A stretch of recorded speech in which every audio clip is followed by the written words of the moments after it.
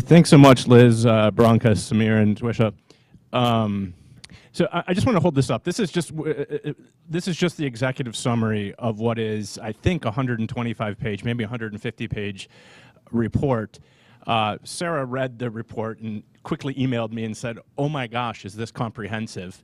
There are diagrams that show all the different models that Liz and Branka were referring to.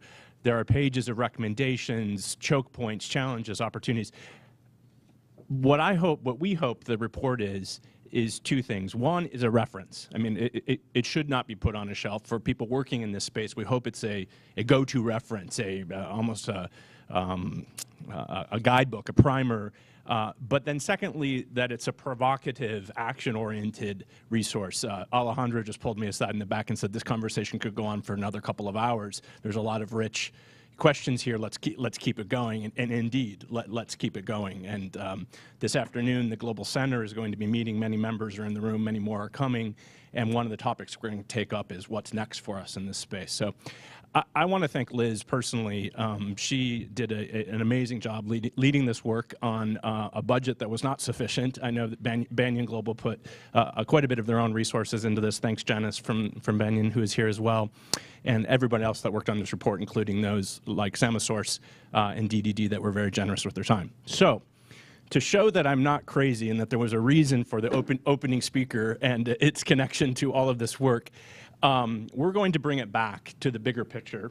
And we've invited Sara Enright from BSR down from New York to join us today to talk about the Global Impact Sourcing Coalition and looking at a broader movement and a broader space and what scale and the future of this work might look like if goals of 1 million, 2 million, 5 million, 10 million workers being engaged in impact sourcing are to be achievable and believable. And like John said, you know, we have to dare audacious dreams, I think like some of our global health colleagues have dared to do. So, Sara, let me just start with letting you introduce yourself and speaking a little bit about the Global Impact Sourcing Coalition. And just when you were going to go to your slides, my computer failed. But why don't you just start describing it? We'll pull up your slides. Sure, thank you. It is, yeah. Perfect. I'm Sara Enright. I work at BSR. We are a nonprofit business network, global, and we work with companies on sustainability. We host a number of global collaborations between multinational companies and their stakeholders, and one of those is the Global Impact Sourcing Coalition, which I have the honor of managing. A little background on the Global Impact Sourcing Coalition, and I may shorten that to the GYCE just so I can get it out.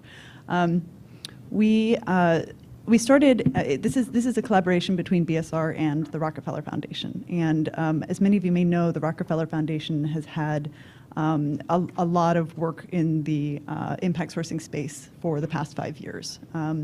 Their interest in particular has been with their Digital Jobs Africa team to reduce youth unemployment in Africa. And they've been doing a lot of investments and partnership in the African region to help scale up impact sourcing, help to raise awareness, and really with a sharp focus on numbers, trying to really impact the youth in that region.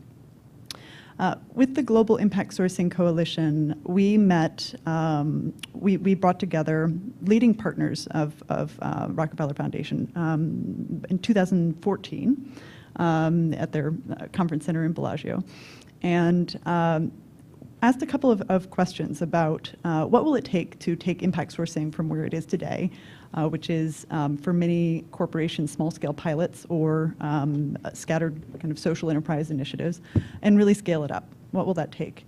And we started to pick apart what some of the challenges were for companies and in actually scaling that. And what came out of that discussion was we need a coordinated effort. We need to, as an industry, come together and have a industry standards. We need industry measurement and evaluation systems. We need client demand, and we need greater awareness about what impact sourcing is and the impacts that it can achieve for us to invest more in this practice. So this is the origin of the Global Impact Sourcing Coalition. We launched this initiative in Johannesburg, South Africa in September of last year, so it's still very new. I think the other interesting thing about the Global Impact Sourcing Coalition is that it is truly global in nature. We launched it in South Africa as a symbolic gesture to celebrate the good work that the foundation has done in Africa, but open up a new chapter for impact sourcing for the foundation and its partners, and increasingly new companies to the mix. That impact sourcing can be done in any geography that these companies are operating in. It's not a concept that needs to be limited to specific countries or geographies. You can do impact sourcing just as much in the United States as you can in South Africa. And I think that's a really important distinction. I think opening it up has allowed us to be appealing to a wide audience of companies that are really looking at how do we have impact in our own geography, and how do we integrate this into our strategies as we expand to new geographies. So I had a couple of slides I wanted to share with you about the Global Impact Sourcing Coalition, but I might just breeze through them. It's coming. Let's move to, when I first spoke to you by phone a couple weeks ago, you said you're seeing great enthusiasm and growth. I think you're at 20 companies now. What does the next couple of years look like? What are the metrics that you're aiming for, and what do you think is possible? Let's talk a little bit about the trend line. Sure, absolutely. In a minute, I'll show you the companies that we have on board. And I'd like to just kind of make a distinction here, because the Global Impact Sourcing Coalition, it's not Microwork and companies that do Microwork are a component of the coalition. Samosource and Digital Divide Data, we're pleased to have them as members. But we're also working with the world's largest business process outsourcing providers who are interested in looking at impact sourcing as a strategy for inclusive hiring in their operations globally. And what I think is remarkable is that we're taking this concept that was birthed by social enterprises, and really the business case was proven there, and looking at how we can apply it across an entire industry that it didn't necessarily look at inclusive hiring in that way, right? So we're taking the business case and showing, call centers in the Philippines and in India that if you hire more inclusively, you may experience reduced turnover, you may benefit from higher employee morale, and generally create a more sustainable workforce. And this is a benefit to you, and it may in fact be a benefit to your clients as well, both from a stability perspective, but also from a corporate social responsibility perspective. So we're trying to get both providers of business process outsourcing services and their clients to participate in this coalition. And the client side is also interesting, because the BPO sector is kind of a tough space to operate in, and it does drive towards lowest cost. And it is difficult for companies to make the investment, like long-term investments that may have a high return in the long run, in workforce improvement without the partnership of their clients. And so we're trying to raise awareness among global multinationals, like today we have Vodacom and Nielsen participating on the client side, to participate in supporting impact sourcing, in integrating impact sourcing into their procurement policies, and actually preferring providers that have impact sourcing as one of their services in their HR systems, and even thinking about incentivizing providers to start impact sourcing or to amplify the work that they are doing. And incentivizing could be through preferring them as a provider, or some companies are looking at having impact sourcing awards for their provider set, in some way recognizing them for that additional effort. Super. Just in time. Excellent. So we have, as I said, we're still very much in startup mode here. It's been something like 7 months since we've started. We have a vision and mission that are very much aligned with SDG 8, you'll notice, on decent work. We're really looking at ensuring that everybody in the world has the opportunity to have a good job. And we're doing that, and I'll talk about these in a minute. I think what's really critical to dig into here is the standard that we're intending to develop. We'd like to create a global standard for impact sourcing. so that when we're talking about impact sourcing, everybody knows what it is and what's expected of impact sourcing service providers. We would like to scale impact sourcing. I think you mentioned, wouldn't it be great if we worked through 1,000 social enterprises in Africa? What if we worked through 1,000 current companies in Africa, right? That's kind of the ambition here. Certainly to raise awareness and increase demand, and ideally in the long run we'd like to get to a point where we're facilitating country-level partnerships between companies and creating an ecosystem of support for inclusive hiring practices. So here are the intrepid companies that have joined us to date. We have over about 30 total members in the coalition, and as you see, a good mix of social enterprises as well as your global providers of business process outsourcing services, together with several clients, and we are actively performing more outreach to bring in more companies to the mix. Associate members, we have as support organizations, they're typically nonprofits that provide expertise, communication support, and access to networks, and are real advocates for us on impact sourcing.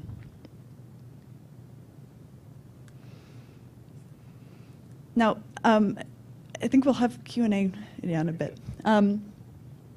So one of the findings of the report is that impact sourcing needed a common definition, and we agree. Pretty much every group that has done impact sourcing has had its own definition, and we took 12 that we could find, and we analyzed them as a group. We had a working group to create a definition for impact sourcing for the GYCE, and this is the definition that we have developed for GYSC, but we'd like to see it be adopted by the industry.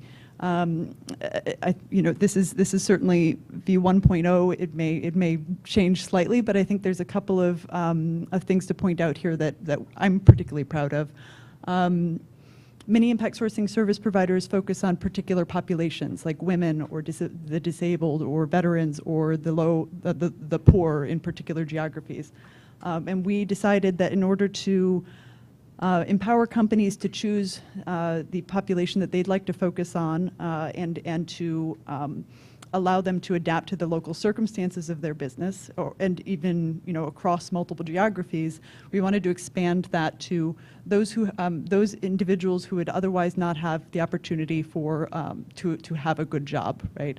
And we are defining that by individuals who are long-term unemployed, individuals who were previously only informally employed, and we're playing around with whether to include first-time employed individuals.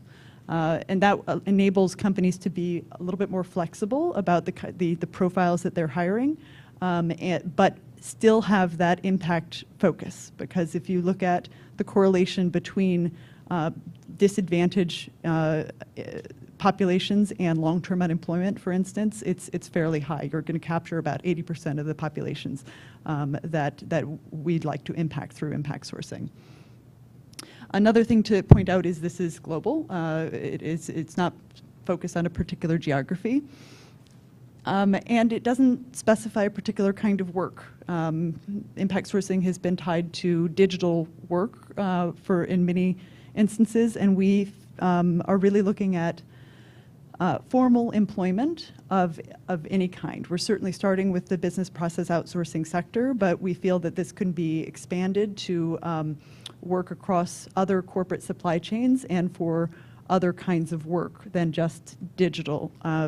There's a lot of evidence that just acquiring that first job and getting that on your resume is sufficient to help launch you into a career. And that's kind of the step that we're aiming for through impact sourcing. And I think that's powerful because what it allows us to do is is to prove the case with business process outsourcing, and then potentially expand it to manufacturing, to even across other sectors.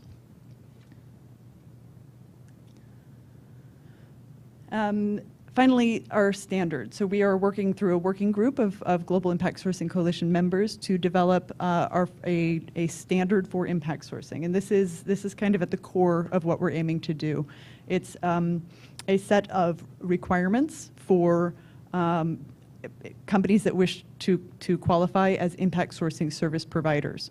And we're looking at creating a rating system where they, there's a baseline, the expectations, and that is, basically we abide by all laws. we have policies in place to do impact sourcing. We provide career development opportunities and training to individuals that we hire so that they are successful in their careers. So it's a set of kind of basic expectations of those providers. And then we also are looking at creating that's like 1-star rating. We're looking at what a 2-star and a 3-star rating might look like, right? So really incentivizing and also rewarding companies for the additional investments that they might make in the workforce, so that you can also see the difference between a Samasource and a Digital Divide Data and the investments that they're making in long-term training and development of individuals versus a provider that may have thousands of employees that qualify, but they're it's just kind of meeting the basic standard. We'd like to be able to show that distinction and provide rewards for companies that are really going above and beyond. So the standard, again, is a tool that we'd like to develop for clients and providers. Providers use it to distinguish their services and their capabilities, and clients then are able to evaluate their providers based on the standard. Do they have a 1-star or 3-star? How many people are they able to employ through this model? And then prioritize or incentivize them to do further. So for this to work, we really need both sides of the equation to participate, and we're really trying to drum up more interest and awareness among particularly the client side.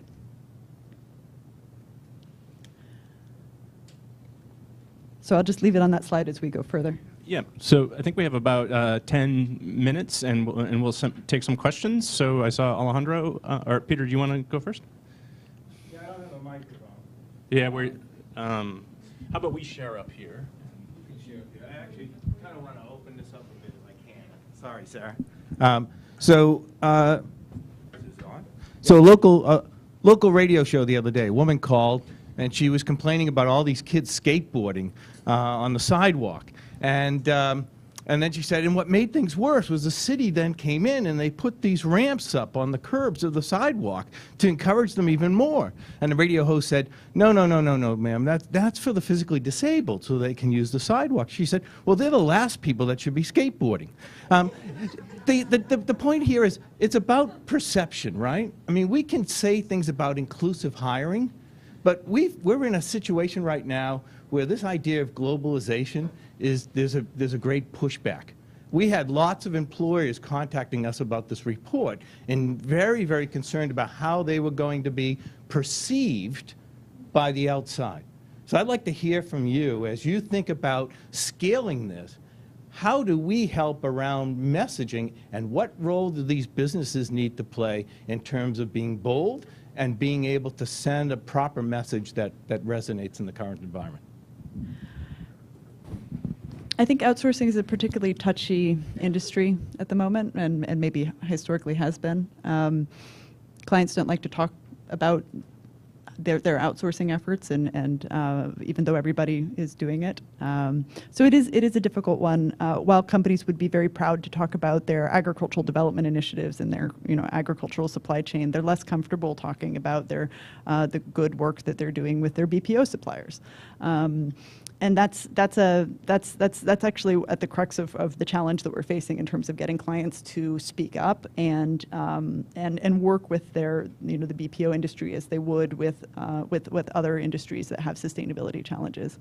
It's not to say that they're not doing it; they're just not publicly talking about it. Because basically it's equated with sending jobs overseas. Now I think there's something interesting about impact sourcing being able to be done in any geography that you're operating in, because it could we're looking at providers that are starting to launch, onshore many of their operations and do impact sourcing in the United States, in the Rust Belt area, for instance, and hire from long-term unemployed populations that would rather stay in their hometowns and work there, and train, upskill individuals to perform these jobs. And that might be a story that we can be a little bit more public about. So, I think. I think there's a lot of opportunity here. We just need to kind of attack it from different directions. Well, thank you so much. I just wanted to get a sense of how big is the industry. And also, you had like 20 partners, I think, companies, and then you had advisory or associate members, and I wanted to understand the difference between the two. Thank you. Sure, yeah. I'll just answer the second question first. So the regular members are companies that either are clients of business process outsourcing or are providers. So they're either directly hiring or indirectly hiring people who are impact workers. And the associate membership is they're there to provide kind of communication support, helping us to get the word out, bringing in their networks and connecting us to the right players in the industry. They're typically nonprofits and not directly involved in impact sourcing themselves, other than through research and networks. Yeah. The size of the industry now, business process outsourcing industry. What is your question? Is this around kind of employment potential? Yeah, so we've seen numbers vary in studies, and I think this probably came up in the Microwork report as well. It's actually, there is no common definition for impact sourcing in the BPO space. So estimates have gone anywhere from 50,000 to millions of people could be impacted through this work, and that's part of also what we'd like to do with the GYCE is come to a common definition so that we can get a sense of baseline and growth potential. But the BPO industry is enormous. So we're certainly talking in the millions of employment opportunities around the world. 1 million Microwork, about 10 million online outsourcing. That's what we found, but it's also somewhat outdated. Thank you. A question about the rating system, specifically the spread between that baseline where we're working with limited prospects and doing some career development and the more involved investments that we heard about in the panel. And if I could ask you who the stakeholders are, what the benefits are going to be, and how you deal with the risks that as the PE companies that Sameer mentioned move in and there's additional cost pressure, as you may have a risk of impact sourcing washing in the sense of greenwashing, where folks want to show, it sounds like you've had experience with that already at Samba Source. Folks want to show they're doing this, but how robust is it? So the question is really, how are you going to use those ratings to pressure folks to do the kind of thing we heard about in the panel, where you're investing in mentors and career development in a more robust way, as opposed to doing the minimum? And how do we translate that to stakeholders who will care? Yeah, no, it's a really good question. And the standard is very much under development, and we're certainly looking for partners in helping us to make this both robust but also practical for companies to be able to implement against. This is not, this is a voluntary practice for companies, and we don't want to make it an overwhelming process for them to go through. The coalition may move in the direction of becoming an assurance body, whereby providers would come to GYSC to prove that they are meeting the requirements of the standard, and GYSC will then assure them with award them with a star, for instance, for being an impact sourcing service provider. And that would, we have to set up an evaluation system and some kind of due diligence process to make sure that they're maintaining that standard. That is still to be kind of discussed as we go forward. We are also still calibrating what is minimum versus what is gold standard, right? Or 3-star standard. So we need to kind of figure out what are the minimum requirements and what are above and beyond, and kind of see also how we can parse out how verifiable those steps are, right? So all of that is underway, and this is certainly a great audience to talk about development impacts and integrating that into the standard. So if you'd like to participate in that process, I'd be happy to talk to you about that. In terms of benefits, we really are trying to create a market here for inclusive employment. This is designed. There's enough of a business case that companies that think that inclusive employment will help them become more sustainable, they will already go ahead and do it. This is really for the companies that need client engagement to be able to further their work. And so we're trying to create a system by which clients feel confident that it's transparent enough for them to invest further in their BPO providers to do a more inclusive employment. And that's what we're working on doing. Let's take one more question. Yep. Go ahead. Hi, I have a question on the interest in developing a monitoring and evaluation standard. I guess that's what you refer to for the industry. What was your experience talking with partners of your organization, and how does that relate to the different missions and like the visions they have for their different particular organizations? No, it's a good question. Just to clarify, it's not a monitoring and evaluation system. It's more of this is basically the providers demonstrating that they have certain policies and activities and investments in place to support impact sourcing. There will need to be an additional monitoring and evaluation system on top of that to track things like social impact, if that's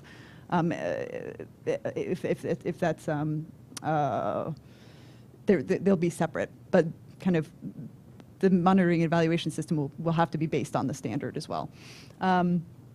So in terms of how we're developing this, we have a working group of buyers, providers, and our associate members participating and guiding us in the development of this standard.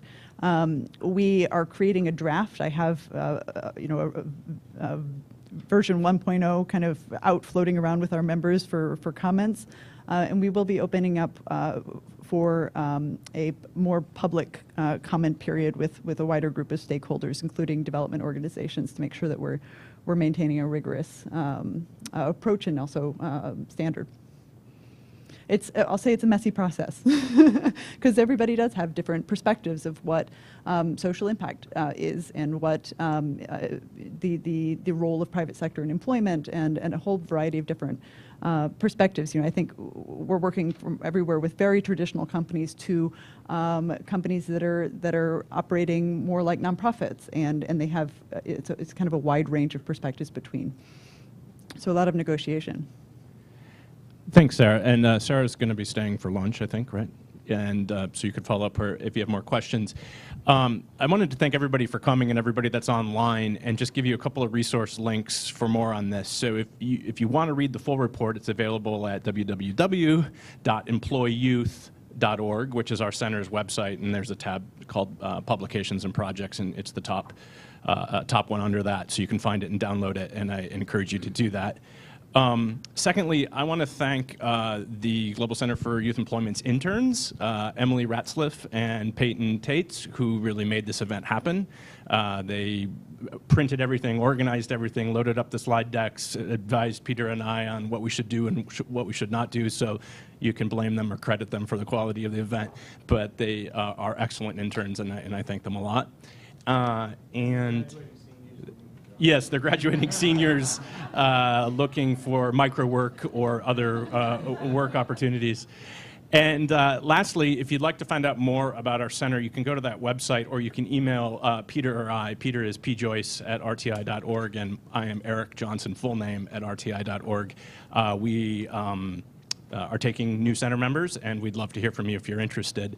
We'll be doing another event at the end of April on entrepreneurship credentialing, looking at processes by which would-be entrepreneurs that have tried to be entrepreneurs, can buy down the risk of becoming an entrepreneur by seeking credentials throughout the process that might benefit them in labor markets, education markets, or further financial markets and entrepreneurship. And that work is led by the Acceleration Group in New York and Alejandro Crawford, who's here today, so if you want to ask them about that.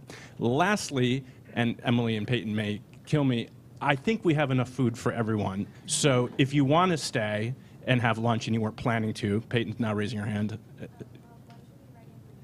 10 minutes. So if you weren't planning to stay for lunch and you'd like to, please do. Liz will be here, Branka will be here, Twisha, Sameer, and Sara if you want to follow up on anything you heard. So please do stay for lunch. Thanks, everyone. Take care.